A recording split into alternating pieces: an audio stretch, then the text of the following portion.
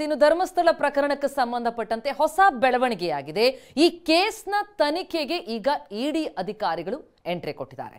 ಧರ್ಮಸ್ಥಳ ಕೇಸ್ಗೆ ವಿದೇಶದಿಂದ ಫಂಡಿಂಗ್ ಬರ್ತಾ ಇದೆ. ಅಂದ್ರೆ ಇದರಲ್ಲಿ ಪ್ರಮುಖವಾಗಿ ಆರೋಪ ಮಾಡ್ತಾ ಇದ್ದಂಥವರಿಗೆ ವಿದೇಶದಿಂದ ಫಂಡಿಂಗ್ ಆಗಿದೆ ಎನ್ನುವಂತಹ ಆರೋಪ ಕೇಳಿ ಬರ್ತಾ ಇದೆ. ಎನ್ಜಿಒಗಳಿಂದ ಫಂಡಿಂಗ್ ಆಗಿದೆಯಾ ಹಾಗಿದ್ರೆ ಅಂತಹದೊಂದು ಅನುಮಾನ. ಒಡನಾಡಿ ಮತ್ತು ಸಂವಾದ ಈ ಸಂಸ್ಥೆಗಳ ಬ್ಯಾಂಕ್ ಖಾತೆಯ ಪರಿಶೀಲನೆಗೆ ಇಡಿ ಮುಂದಾಗ್ತಾ ಇದೆ. 5 ವರ್ಷಗಳ ವಹಿವಾಟಿನ ಬಗ್ಗೆ ಮಾಹಿತಿ ಕೊಡಿ ಅಂತ ಪತ್ರ. ಬ್ಯಾಂಕ್ಗೆ ಮಾಹಿತಿ ನೀಡುವಂತೆ ಇಡಿ ಅಧಿಕಾರಿಗಳು ಪತ್ರ ಬರೆದಿದ್ದಾರೆ. ವಿದೇಶದಿಂದ ಈ ಎನ್ಜಿಒಗಳ ಖಾತೆಗೆ ಹಣ ಬಂದಿರೋ ಕುರಿತು ಮಾಹಿತಿ ಇದೆ. ಅದಕ್ಕೆ ಸಂಬಂಧಪಟ್ಟಂತಹ ಪ್ರತಿಗಳನ್ನು ಕೊಡುವಂತೆ ಇಡಿ ಪತ್ರ ಬರೆದಿದೆ. ವಿದೇಶದಿಂದ ಹಾಗಿದ್ರೆ ಈ ಖಾತೆಗೆ ಹಣ ಬಂದ್ರೆ ಅದಕ್ಕೆ ಕಾರಣ ಏನು, ಯಾಕಾಗಿ ಬಂತು, ಯಾರು ಕೊಟ್ಟರು, ಅದೆಲ್ಲದರ ಬಗ್ಗೆ ಈಗ ಪರಿಶೀಲನೆಗೆ ಮುಂದಾಗಿದ್ದು ಬ್ಯಾಂಕ್ಗಳಿಗೆ ಪತ್ರದ ಮೂಲಕ ಇಡಿ ಅಧಿಕಾರಿಗಳು ಮನವಿ ಮಾಡಿಕೊಂಡಿದ್ದಾರೆ.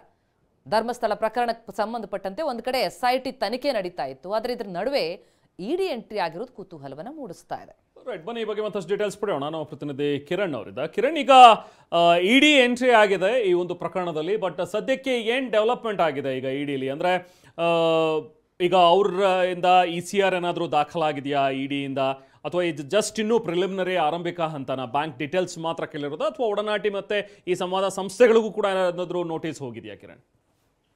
ರೇಮಾನ್, ನಮಗೆ ಈಗ ಸಿಕ್ಕಿರುವಂತಹ ಮಾಹಿತಿ ಪ್ರಕಾರ ಇಡಿ ಮೂಲಗಳಿಂದ ಈ ಜಸ್ಟ್ ಪ್ರಿಲಿಮಿನರಿ ಎನ್ಕ್ವೈರಿಯನ್ನ ಮಾಡ್ತಾ ಇದ್ದಾರೆ, ಪ್ರಾಥಮಿಕ ತನಿಖೆಯನ್ನು ಮಾಡ್ತಾ ಇದ್ದಾರೆ. ಯಾಕೆಂದ್ರೆ ಈ FIR ರಿಜಿಸ್ಟರ್ ಮಾಡ್ಕೋಬೇಕಾದ್ರೆ ಒಂದಷ್ಟು ಅವ್ರಿಗೆ ದಾಖಲಾತಿಗಳು ಬೇಕು. ಅದ ನಂತರ ಅಷ್ಟೇ ಅವರು FIR ಅನ್ನ ರಿಜಿಸ್ಟರ್ ಮಾಡ್ಕೊಂಡು ಉಳಿದಂತೆ ನೋಟಿಸ್ ಕೊಡುವಂತ ಮಾಡೋದು. ಈಗ ಇಲ್ಲಿಗೆ ಇಡಿಗೆ 2 ದೂರನ್ನ ಕೊಟ್ಟಿದ್ರು. ಈಗಾಗಲೇ ಕೆಲ ಸಂಸ್ಥೆಗಳಿಗೆ ಏನ್ ಈ ಒಂದು ಧರ್ಮಸ್ಥಳದ ವಿರುದ್ಧ ಹೋರಾಟ ಮಾಡ್ತಾ ಇದ್ದಾರೆ, ಅವ್ರಿಗೆ ವಿದೇಶದಿಂದ ಸಾಕಷ್ಟು ಹಣ ಬಂದಿದೆ ಅನ್ನೋ ಒಂದು ಆರೋಪವನ್ನು ಮಾಡಿದ್ರು. ಇದ್ರ ಬಗ್ಗೆ ತನಿಖೆ ಕೈಗೆತ್ತಿಕೊಂಡಿರುವಂತ ಇಡಿ ಈಗ ಮುಖ್ಯವಾಗಿ ಈ 2 ಸಂಸ್ಥೆ, ಒಂದು ಮೈಸೂರಿನ ಒಡನಾಡಿ ಇರ್ಬೋದು ಮತ್ತೆ ಸಂವಾದ, 2 ಸಂಸ್ಥೆಯಲ್ಲಿ ಕಳೆದ 5 ವರ್ಷಗಳಿಂದ ಯಾವ ತರ ಫಾರಿನ್ ಫಂಡ್ಸ್ ಬಂದಿದೆಯಾ, ಕೆಲವೊಂದಷ್ಟು ಏನು ಅಂತಂದ್ರೆ ಈ ಒಂದು NGOಗಳಿಗೆ ವೈಲೇಷನ್ ಅಂದ ಈ ಒಂದು ಕಾನೂನು ಬಾಹಿರವಾಗಿ ಈ ಒಂದು ಹಣ ಬಂದಿದೆಯಾ ಅನ್ನೋದನ್ನ ತನಿಖೆ ಮಾಡೋಕ್ಕೋಸ್ಕರ ಈಗಾಗಲೇ ಸಂಬಂಧಪಟ್ಟಂತ ಅವರ ಅಕೌಂಟ್ಗಳಿಗೆ ಏನೇನಿದೆ ಅದು SBI ಇರ್ಬೋದು, ಕೆಲ ಬ್ಯಾಂಕ್ಗಳಿಗೆ ಅವರು ಮಾಹಿತಿಯನ್ನ ಕೇಳಿದರೆ 5 ವರ್ಷದಲ್ಲಿ ಯಾವ್ಯಾವ ಫಂಡ್ಸ್ ಇವ್ರಿಗೆ ಬೇರೆ ಬೇರೆ ಕಡೆಯಿಂದ ಬಂದಿರುವಂತದ್ದು, ಆಮೇಲೆ ಜೊತೆಗೆ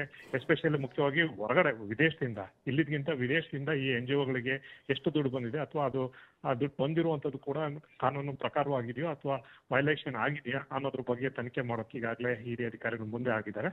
ಸಂಬಂಧಪಟ್ಟಂತೆ ಕೆಲವೊಂದಷ್ಟು ದಿನಗಳ ನಂತರ ಏನಾರ ಅದರಲ್ಲಿ ಏನಾರ ತಪ್ಪು ಏನಾರ ಕಂಡು ಬಂದ್ರೆ, ಕಾನೂನು ಉಲ್ಲಂಘನೆ ಆಗಿದೆ ಅನ್ನೋದೇನಾರ ಕಂಡು ಬಂತು ಅಂದ್ರೆ ಇಡಿ ಅವರು ಮತ್ತೆ ಕೇಸನ್ನ ರಿಜಿಸ್ಟರ್ ಮಾಡಿಕೊಂಡು ಮುಂದಿನ ಹಂತದಲ್ಲಿ ಒಂದು ರೈಡ್ ಮಾಡೋದಿರ್ಬೋದು ಅಥವಾ ಸಂಬಂಧಪಟ್ಟಂತೆ ನೋಟಿಸ್ ಕೊಡೋದಿರ್ಬೋದು, ಕ್ಲಾರಿಫಿಕೇಶನ್ಗೋಸ್ಕರ ಇದೆಲ್ಲವೂ ಕೂಡ ಮುಂದಿನ ಹಂತದಲ್ಲಿ. ಸದ್ಯಕ್ಕೆ ಪ್ರಾಥಮಿಕ ಹಂತದ ತನಿಖೆಯನ್ನು ಕೈಗೊಂಡು ಕೆಲವೊಂದಷ್ಟು ದಾಖಲಾತಿಗಳನ್ನ ಅವರು ಪರಿಶೀಲನೆ ಕೆಲಸವನ್ನ ಮಾಡ್ತಾ ಇದ್ದಾರೆ.